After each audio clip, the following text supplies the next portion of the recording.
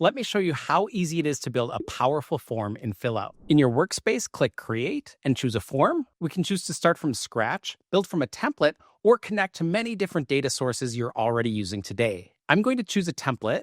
I want to make a project request form for my website. So I'll find a template. This looks good to me. We'll use this. I'll give it a name.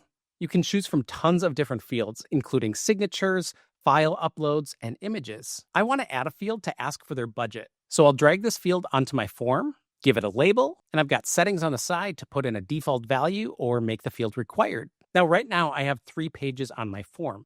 This initial page, a page for project details, and then the ending to my form. But if someone has a large budget, let's say over $10,000, I want them to immediately be able to book a time on my calendar. So I'm going to add a page, and we've got different kinds of pages we can choose from. We could even collect payments if we want to. In this case, I'm going to choose scheduling. Now, if you already have a calendar tool, you can use that, but Fillout has its own scheduling out of the box. So I'll choose a one-on-one meeting. I'll call this consultation. We'll create it. And now this is a new page on my form. So let's add some logic of who can get to my consultation page. I'll click on logic, and this is the default order to my pages. I'm going to change this around a little bit. I'm going to disconnect this consultation, and instead, we'll connect our intro straight through to our project details. But I want to make this second path for people who have that higher budget. And we'll add a condition, and we'll choose from their budget.